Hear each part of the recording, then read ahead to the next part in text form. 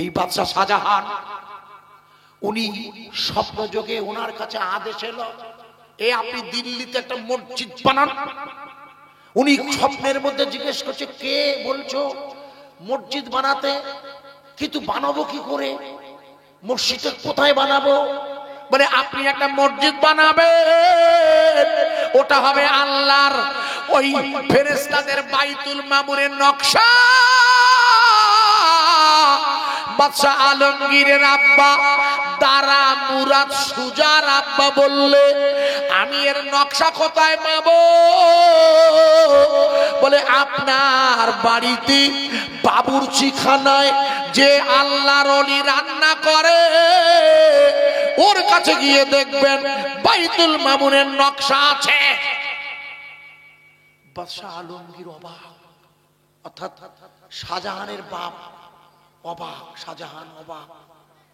বলছে, আরে আমার বাবুর্চিখানায় রান্না করে আল্লাহর ওলি, আমার চেয়ে কত বড় আল্লাহর গোপন প্রেমিক, যার কাছে আল্লাহ ওই বাইতুল মামুরের নকশা রেখেছে। লজ্জায় ইতিহাস খুলে দেখবেন, আপনারা জানেন না, লজ্জা গুটি গুটি পায়ে ফজরের নামাজ সেরে ওই বাবুর্চিখানার দরজায় যেই বাদশা শাহজাহান যেখানে দাঁড়িয়ে গত 26শে জানুয়ারি প্রধানমন্ত্রী ভাষণ দিল, লালকেল্লা 15ই আগস্ট ভাষণ দেয় লালকেল্লা, ওটা বানিয়েছে তো বাদশা শাহজাহান রহমাতুল্লাহ। এনার পীর মুজাদ্দেদ আল পেসানি, একটু গিয়ে দেখে আসুন। এনার সেজো ছেলে, যার কাছে বাদশা আলমগীর বায়াত বলছিলাম না, ওই বাদশা আলমগীরের পীর সাহেবকে ওনার আব্বা বলছেন, খোকা মাসুম, আমি যখন মারা যাব না, আমার কবরটা তোমার ভাইদের পাশে দেবে। তোমার তিনটে ভাই মারা গেছে, তুমি আমার ওসিয়াতটা মেনবে বাবা। এটা যে কবরস্থান খামারাইটের, এই খামারাইটের কবরস্থান আমার কবর দেবে। যদি কেউ ওসিয়াত করে যেখানেই মারা যাক তার লাশ আনতে হবে। বাদশাহ শাহজাহানের পীর মুজাদ্দেদ আল পেসানি দোয়া করছেন, আমার মৃত্যুটার পর আমার কবর যেন আমার ছেলেদের পাশে হয়। কিন্তু খাজা মাসুম রব্বানী হুজুর মারা যাবার পর যারা কবর খোঁড়েন তাদের বললে, বাবা আমার আব্বা ওসিয়াত করেছে। আমার আব্বা কোন আব্বা? যে আব্বা মক্কায় হজে না গিয়ে আল্লাহর কাবা দেখেছে পাঞ্জাবে দাঁড়িয়ে, ওই মুজাদ্দেদ যিনি আকবর বাদশার বিরুদ্ধে দিল্লিতে লড়াই করতে এসেছে, দিল্লিতে একা একা, যে আকবর বাদশা বলেছিল লা ইলাহা ইল্লাল্লাহ, আকবর খলিফাতুল্লাহ, যিনি নিজেকে নবী বলে দাবি করে নতুন বই এনেছিল ধর্ম, নাম তার দ্বীন ইলাহি, যিনি দ্বীন ইলাহিতে হিন্দু ধর্মের হাজার নিয়ম মেনে নিয়ে গরু জবাই করা বন্ধ করে দেওয়ার ফতোয়া দিয়েছিল। মনে করে দেখো, এই বাদশাহ আকবরের বিরুদ্ধে লড়াই করতে একা একা দিল্লি থেকে যখন রওনা হবে, আল্লাহর কাছে বলেছিল, আল্লাহ আমি আপনার আহমদ বাঁচবো না, একা একা যাচ্ছি, আপনি কি আপনার কাবা শরীফকে আমাকে একটু দেখাতে পারেন না? মনে করে দেখুন, মা রাবেয়া বাসরি, যার পীরের নাম ছিল হাসান বাসরি, মনে করে দেখুন মা রাবেয়া বাসরি ডাকাত সর্দার ধরে নিয়ে গিয়ে, আপনাদের মনে নেই, এক ধনীর দুলালের কাছে বেচে দিয়েছিল মা রাবেয়াকে। ধনী ওই জমিদার দুলাল বাড়িওয়ালা বললে, রাবেয়া তোমাকে আমার সংসারের সমস্ত কাজ করা লাগবে। মা রাবেয়া বলে, মালিক আমি আপনার সব কাজ করতে রাজি, কিন্তু রাতের বেলা আমি আপনার কোনো কাজ করতে পারবো না। আপনি আমাকে একটা ঘর দেবেন, রাতের বেলা ওই ঘরটাই আপনি কোনো কাজে বলবেন না।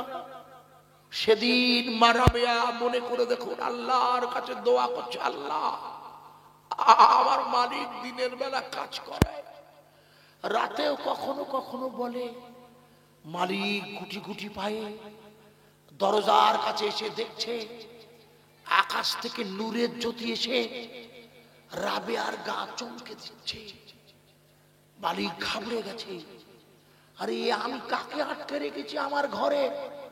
আরে আরে রাবেয়া, আমি তোমার মতো সতী নারীকে আল্লাহ প্রেমিক আটকে রেখেছি। ইতিহাস খুলে দেখবে হযরতে মা রাবেয়া বাসী আল্লাহর কাছে দোয়া করেছিল, মনে করে দেখুন, আল্লাহ আমি রাবেয়া,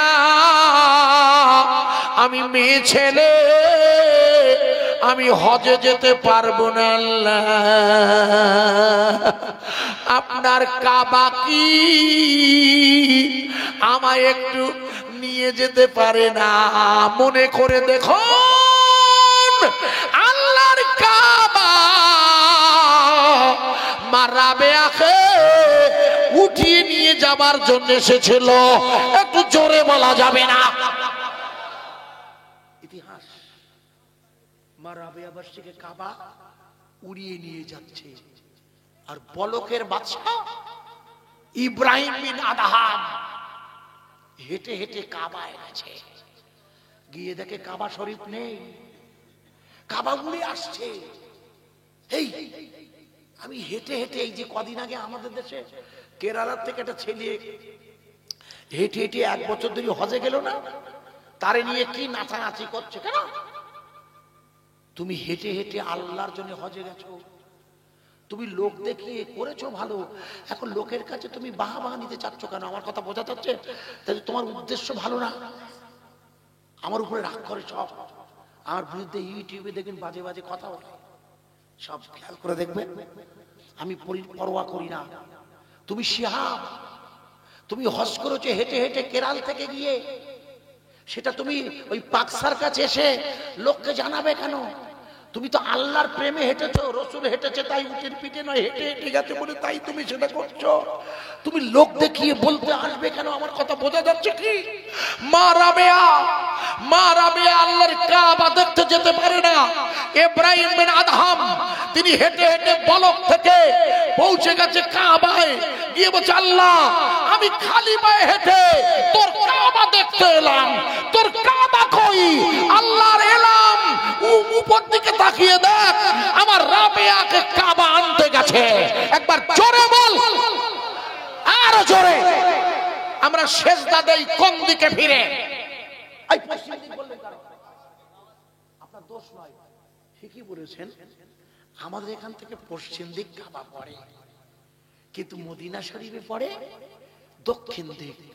আমি প্রথমবার হজে গিয়ে দুটো আমার ভুল হয়েছিল। প্রথম ভুল হলো, প্রথম দিন রাত 12টায়, আমি জানি না, আজানো চলল, আমার ইয়ং বয়স 2000 সাল, 24 বছর আগে। তখন আমার সঙ্গীরা বলছে কি, মশাই শিগগির উঠুন, আজান হয়েছে।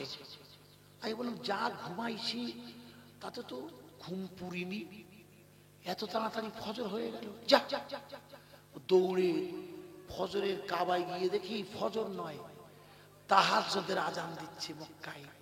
আমি জানতাম না যে মক্কায় সবার আজান হয়। একটা ভুল ভাবলাম।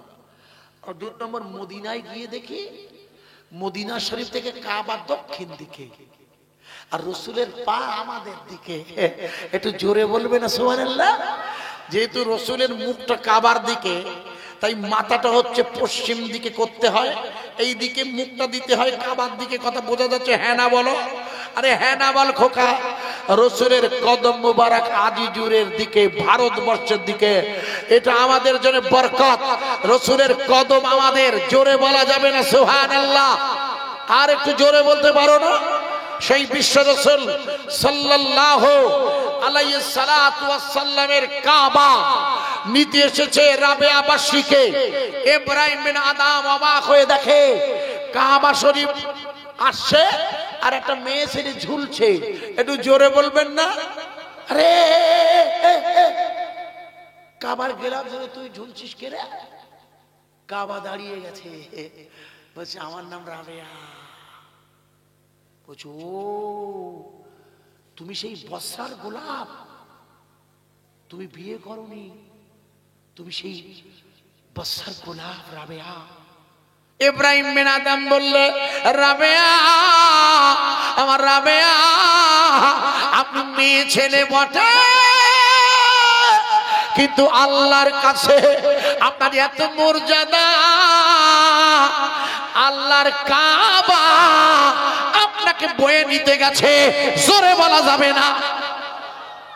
মানুষের মর্যাদাটা আল্লাহর কাছে যখন উচ্চ হয় তখন কাবা পৌঁছায়। ওয়াজ বোঝা যাচ্ছে কি? এর চেয়ে সোজা করতে পারবো না। মুজাদ্দিদ আল-পেশানি উনি আল্লাহকে বলেছিল, আল্লাহ আপনার কাবা আমি দেখতে চাই, হজে যাব না। সত্যি যেতে পারিনি উনি হজে, উনি জীবনে হজ করেনি। আপনার দুঃখ করেন কেন? হজে দুঃখ করেন কেন? আরে আল্লাহ পাক আপনাকে বাড়িতেই হজ করিয়ে দিতে পারে। আল্লাহু আকবার। বাড়িতে রাসূলের সাথে সাক্ষাৎ করিয়ে দিতে পারে। এই পবিত্রতম আমাদের ছেলেদের এই ঈশ্বরের সবের মসজিদের কর্তৃপক্ষ শুনে রাখুন, আল্লাহ যদি চায় এই খামারাইটের গ্রামে নবীর সাথে সাক্ষাৎ করিয়ে আপনাকে কাবা তোয়াফ করিয়ে নিতে পারে। আল্লাহ একটু জোরে বলা যাবে না? এই মুজাদ্দিদ আল-পেশানি তার ছেলে খাজা মাসুম রব্বানীকে বললে, এ বাবা মাসুম, মাসুম মানে নিষ্পাপ। নবী পাক ওনার নাম রেখেছিল যে সময় উনি জন্ম নেবে, যে রাতে আল্লাহ নবী পাঞ্জাবে এসেছিল। ইতিহাসে এসে রুহানি জগতের ইতিহাস এসে বললে, আরে আহমদ আপনার ছেলে হবে। আমার দুই ছেলে মারা গেছে, আপনার ছেলে হবে। তখন তারা বেঁচে আছে। আপনি ছেলের নাম রাখবেন মাসুম মানে নিষ্পাপ। এই মাসুম রব্বানীকে বললেন, বাবা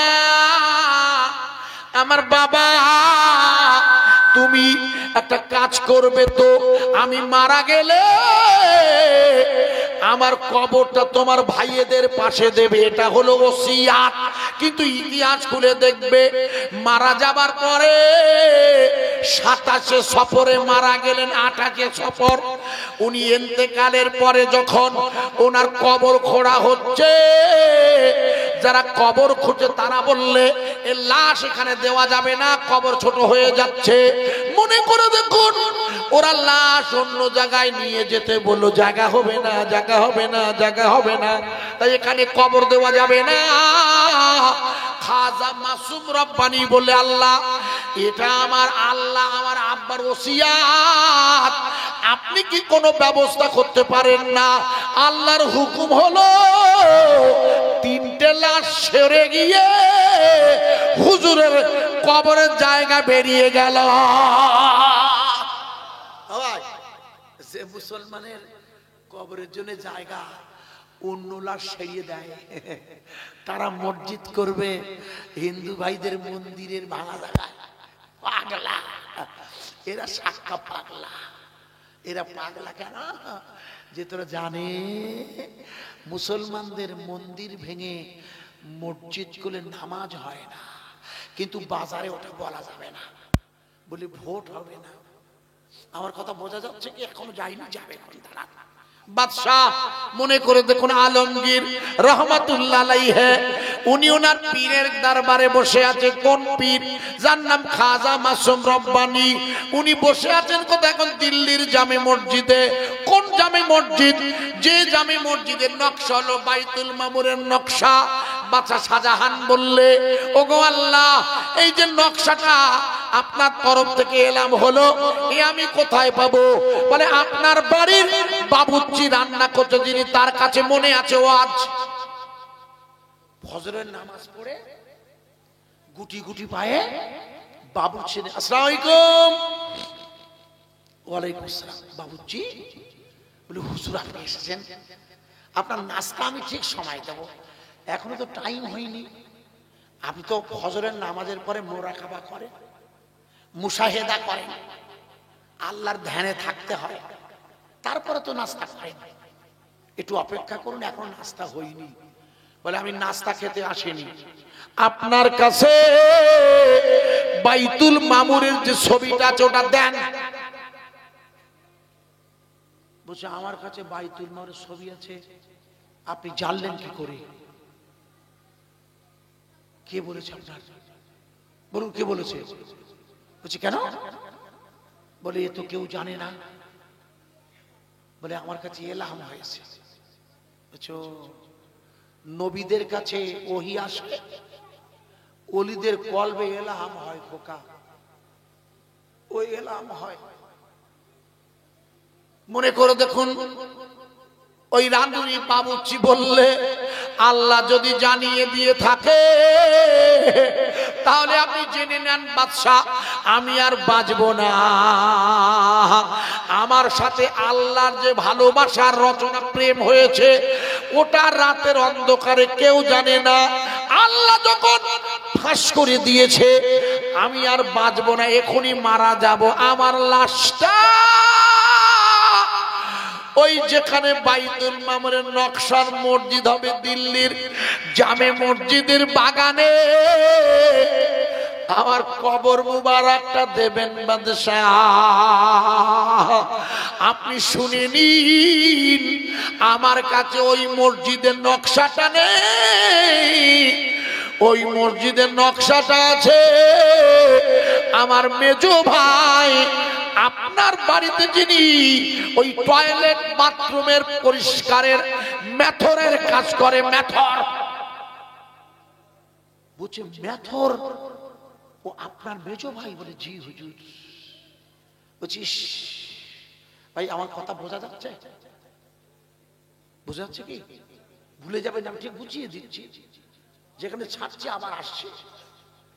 বাদশাহ শাহজাহান বলল, আপনার ভাই মেথরগিরি করে, আর এত বড় আল্লাহর ওলিকে আমি আমার মেথরগিরি করাই? ইস! দৌড়ে উনি চলে গেলেন টয়লেট বাথরুম খানায়, গিয়ে দেখে বাবুর্চির কথা মতো উনি নোংরা পরিষ্কার করছে। আসলে আসলে সব ওলিদের কাজ হচ্ছে কলবের নোংরা পরিষ্কার করে দেওয়া, বাথরুম পরিষ্কার করে লোক দেখানো। বাদশাহ আলমগীরের আব্বা শাহজাহান গিয়ে বললে, আপনার কাছে এসেছি। আসসালামু আলাইকুম। মেথর সাহেব বলে, হুজুর আপনার বাথরুমটা পরিষ্কার করছি, আমায় একটু সময় দেন।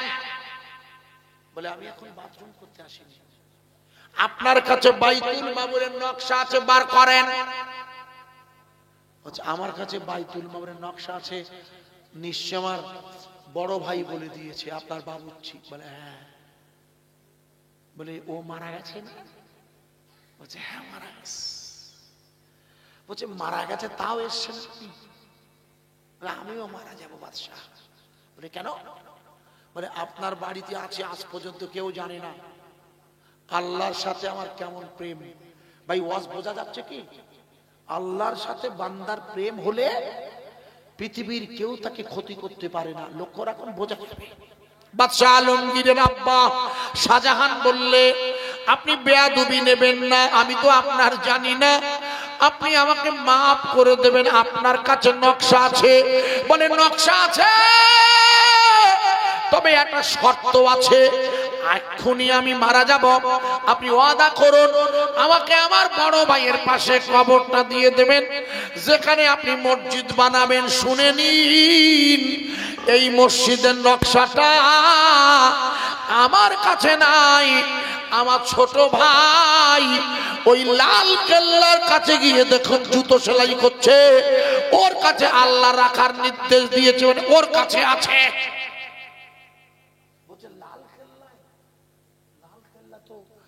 আমার ঘর থেকে বেশ দূর, ওখানে উনি কি করে? বলে, জুতো সেলাই করে।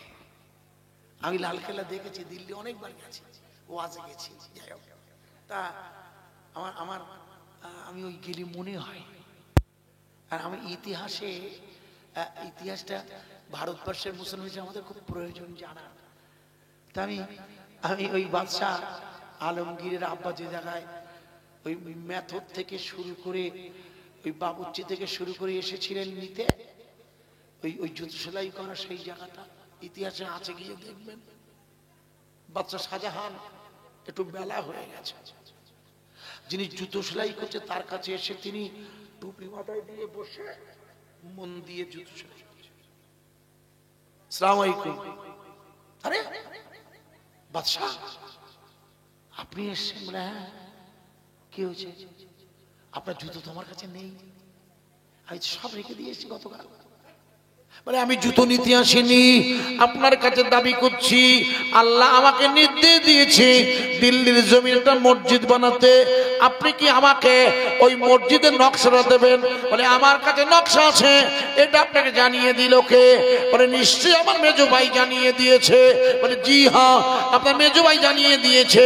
বলে নিশ্চয়ই ও মারা গিয়েছে। বাচ্চা আমিও মারা যাব, তবে আপনাকে জামে মসজিদ বানাতে হবে। একটু জোরে বলা যাবে না? আপনাকে বানাতে হবে, আল্লাহর ইচ্ছা।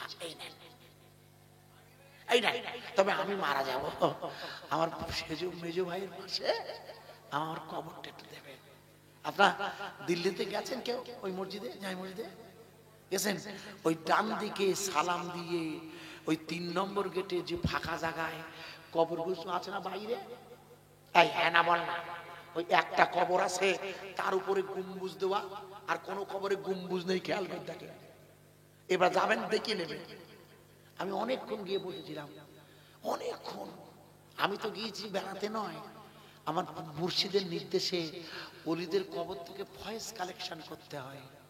এই জন্যে দাদা হুজুরের রওজায় যেতে হবে।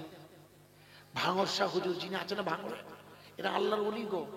এখন যদি কেউ শিরক করে, এই আগামী 12ই ফাল্গুন, কাল বাদ পরশু সবে বরাত, ওই দিন পীর আব্বাস সুদ্দীন ইসলামের সব হাড়োয়ার মেলা বলে যেন সার্কাস আসছে, শিরক হচ্ছে। উনি কি করবেন? উনি তো ভারতবর্ষের জমিনে এসেছিলেন দিনের দাওয়াত দিতে শাহজালাল রহমাতুল্লাহর সাথে, যে 22 জন আল্লাহর ওলি ভারতে এসেছেন একসাথে ইয়ামান থেকে, যার একজনের রওজা হচ্ছে শাহজালাল, যার নাম শাহজালাল। সিলেটে যার রওজা, নাম শুনেছেন? শাহজালাল শুনেননি? একসাথে 22 জন আল্লাহর ওলি এসেছিল ভারতে ইয়ামান থেকে, এরা কিছু যায় না। তার মধ্যে একজন মেয়ে ছেলে আর 21 জন বেটা ছেলে। তার মধ্যে একজন শুয়ে আছে আপনাদের বাড়ির কাছে, ঘাট পেরিয়ে গেলে হাড়োয়া, নাসিরাকে পেরিয়ে হাড়োয়ায় পীর আব্বাসউদ্দিন ওরফে গোরাচা। মনে করে দেখুন, চন্দ্রকেতু রাজার বউ, ওনাকে গোরাচাঁদ বলে ডাকতো। চাঁদের মতো সুন্দর, নীরদ নয়নে নিরঘন সিঞ্চনে পুলুক মুকুল অবলম্ব শ্বেদ মকরন্দ বিন্দু বিন্দু চুয়াত বিকশিত ভাব কদম্ব। আরে জানেন না আপনার, কিছু মুশকিল করে রাত হয়ে গেছে, ওনার চেহারা দেখে চন্দ্রকেতু রাজার স্ত্রী ওনাকে ওনাকে ওনাকে বলতেন চন্দ্রকেতু, বলতেন চাঁদ চাঁদ। ওরা এই জন্য বলা হতো, ওনাকে বলা হয় চন্দ্রকেতু রাজা নয়, ওনাকে বলে গোরা চাঁদ। গোরা মানে পরিষ্কার, চাঁদ মানে চাঁদের মতো উজ্জ্বল জ্যোতি। ওনার রওজা কোথায় গেছো কোনোদিন? জিয়ারত করেছো? শুধু মেয়ে লোকের দ্বারা যাওয়া যায় না। বৃহস্পতিবারে গিয়ে শালা ছাগল নে হত্যা দিচ্ছে আর দুধ দিয়ে কবর ধরছে, বাচ্চা হবে, তোমার মুন্ডু হবে, শালা বাচ্চা হবে। হ্যাঁ হবে, আল্লাহর ওলিদের দোয়া আল্লাহ কবুল করতে পারে, তা শিরক করলে হবে? আমার কথা বোঝা যাচ্ছে? হ্যাঁ না বলো। ইনি এত বড় আল্লাহর বুজুর্গ ওলি ছিল, মনে করে দেখুন, আপনাদের মনে নেই, এসে গেল বলে 2 লাইনে বলে দিয়ে যায় বাড়ির কাছে, কারণ এখানটা নিকটে বলে বলছি, তা না হলে ওটা বলতাম। ওটা হচ্ছে যিনি শুয়ে আছেন ঘুটিয়ারি শরীফে, গাজী বাবা। এই 22 আউলিয়ার এক আউলিয়া গো। যাক, লম্বা করবো না। একজন আছে আমাদের কাজী পাড়ায় হাজিয়ে একদিল শাহ, একদিল শাহ, জানেন না? সোহাইতে শুয়ে আছে, সোহাই বাজার, কোমরপুর, বেলেঘাটা, ওই টোনা যেখান থেকে আমাদের মৌলানা হাকিম সাহেব ছিল, ওনাদের ওই এলাকায়। জায়গার নাম সোহাই। পীর সাহেব নাম শাহ আব্দুল গফুর শাহ রহমাতুল্লাহ আলাইহি, জানেন না ইতিহাস? যাই হোক, এই হযরতে পানির কাজটা শুনে নেন। হযরতে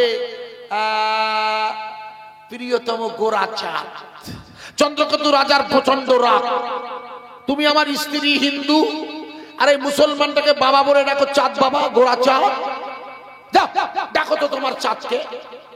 চন্দ্রকেতু রাজার স্ত্রী ডেকেছেন।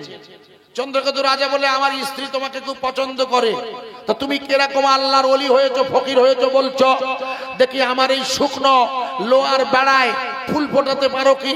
মনে করে দেখুন, চন্দ্রকেতু রাজার নির্দেশে আল্লাহর দোয়ার কুদরতের বলে ওই পীর আব্বাসউদ্দিন দোয়া করলে ওই লোহার বেড়ায় ফুল ফুটলে চাপা, জায়গার নাম বেড়া চাপা। আগে ছিল দেবালয়, দেবালয় হয়ে গেল বেড়া চাপা। জোরে বলা যাবে না সুবহানাল্লাহ? চন্দ্রকেতু রাজা বলে তো মহাজালা, যা বলছে তার উল্টো করে। হ্যাঁ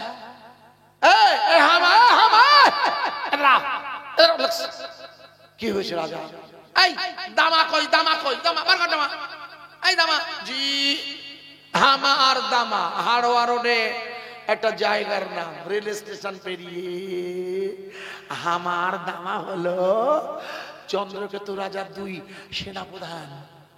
চন্দ্রকেতু রাজা বলে, আই তোমরা দুজন মিলে গিয়ে লোকটা মারতে পারে। বলে আরে যাবো আর আসবো। বলে যাবে আর আসবো। বলে হ্যাঁ, ইসরায়েল বলেছিল নেতানজি হুয়া, মনে করে দেখুন গাজায় যাবো আর ধরি ধরি আনবো। আর 4 মাস হয়ে গেছে, এখনো লড়াইতে পারছে না বলে নর শিশু বুড়োদের মারছে। ওরা গত বাইতুল মুকাদ্দিসের মসজিদে ঢুকে মুসলমানদের নামাজ পড়তে দেয়নি। মনে করে দেখুন AK-47 রাইফেল নিয়ে ওরা মসজিদের সামনে দাঁড়িয়ে মুসলমানদের জুমার নামাজ পড়তে দেয়নি। কিন্তু আল্লাহর শুকরিয়া, বিগত 2 সপ্তাহ ওই মসজিদের ভিতরেই জুমার নামাজ হয়েছে। জোরে বলবেন, আরো জোরে বলবেন। আর একটু জোরে বলা যাবে না? আরে বাবা, ইসরায়েলের সেনাবাহিনীদের খুঁজেই পাচ্ছে না, ঠিক না বে ঠিক? খুঁজে পাচ্ছে পাচ্ছে না বলি বলছে যে কোন জায়গায় সুরঙ্গে আছে তা ঠিক নেই। তো এর মধ্যে আছে সুরঙ্গ। কি সুরঙ্গ? মাথায় রাখেন, ভুলে যাবেন। আজকে 4 মাস যুদ্ধ হয়েছে। যাদের মারছে তারা তো কোনো যুদ্ধের জন্য লড়াই করতে আসেনি। এরা তো সাধারণ লোক। এর গামে কি হবে? 200 লোক ধরিয়ে নিয়ে গেছে মাঙ্গা বের করেন মুরন্দে, তোমরা মেয়ে লোক মারতে শালা। ভালো করে বুঝবে, ভুল বুঝবে না, আমি বোঝানোর জন্য বলছি। সুরঙ্গ, এই শোনো, একটু হাত তুলে বলবে, ওয়াজ ভুলে যাবেন, আমি আবার ফিরে আসবো। কিন্তু উদাহরণটা দিচ্ছি, মনে করে দেখুন। জায়গার নাম উত্তরাখণ্ড, এলাকাটার নাম সিন্দাওয়ারা। 41 জন শ্রমিক সুরঙ্গ রাস্তা কাটতে গিয়ে সুরঙ্গের ধস নেমে মাটির তলায় আটকে পড়েছিল। মনে আছে? হ্যাঁ না বলো। কবে? এই তো কদিন আগে। 41 জন শ্রমিক সুরঙ্গে আটকে পড়েছিল কিনা হ্যাঁ না বলো। জানো কি? হ্যাঁ না বলো। এই 41 জন শ্রমিক যখন আটকে পড়েছে, কোথায়? উত্তরাখণ্ডের সিন্দাওয়ারায়। জায়গার নাম শোনো। মুখ্যমন্ত্রীর নাম হচ্ছে পুষ্কর সিং ধামি। পুষ্কর সিং ধামির রাজ্যে সিন্দাওয়ারায় 41 জন শ্রমিক আটকে পড়েছে। আপনাদের মনে নেই, আমাদের প্রধানমন্ত্রীর নির্দেশে আমেরিকার প্রেসিডেন্ট জো বাইডেন প্লেনে করে মেশিন পাঠিয়েছিল। মেশিন, ওই মেশিন দিয়ে কাটা হবে সুড়ঙ্গ। আপনাদের মনে নেই? একটানা 15 দিন ওই আমেরিকার দেওয়া মেশিনে সুড়ঙ্গ কাটতে গিয়ে ওই মেশিনটা ড্রিল করতে গিয়ে ভেঙে গিয়েছিল, পাহাড়ের ভিতরে ঢুকে গেছিল। ওই উদ্ধার করা বন্ধ হয়ে গেল, সুড়ঙ্গের লোকগুলো আটকে গেছিল। জো বাইডেনের মেশিন কাজ করেনি। কোন মেশিন কাজ করছে না। কতদিন? 15 দিনের মাথায় প্রধানমন্ত্রী মোদীজি চঞ্চল হয়ে গেছে। এখন গোটা পৃথিবীর মিডিয়া দেখাচ্ছে এটা সরকারের দুর্বলতা, বিশ্বের সব মিডিয়া। তখন প্রধানমন্ত্রী বললেন সর্বনাশ, কি হবে? 41 জন লোক ওইভাবে মারা যাবে। মনে করে দেখুন, হ্যালো, কে? আমি উত্তরাখণ্ডের মুখ্যমন্ত্রীর তরফ থেকে বলছি। কে আপনি? বললাম তো, মেহবুব ভাই। বলে হ্যাঁ, ওয়ালাইকুম আসসালাম। বলে দেখুন আমি হিন্দু। বলছি ও আচ্ছা আচ্ছা, আপনি হিন্দু, কিছু মনে করবেন না, আমি মুসলমান। তো আপনি আমাকে হ্যালো বলেছেন, আমি সালাম দিয়েছি। বলে বলে আপনি কোথায় আছেন? বলে আমি দিল্লি আছি।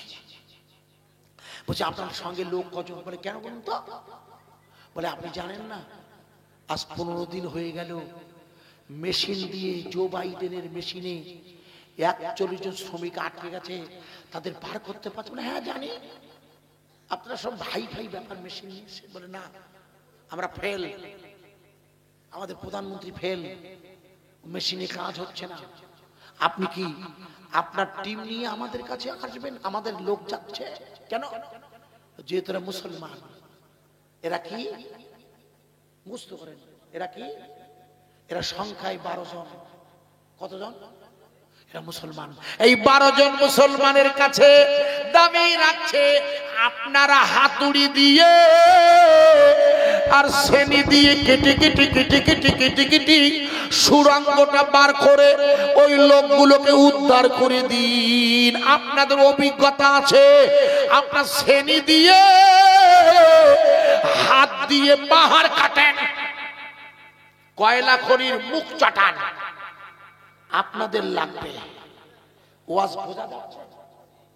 যাদের যাচ্ছে তারা মুসলমান না হিন্দু? আর যারা আটকে গেছে তারা হিন্দু না মুসলমান? সব হিন্দু ভাই। মোট কজন আটকে ছিল? তার মধ্যে 3 জন আমাদের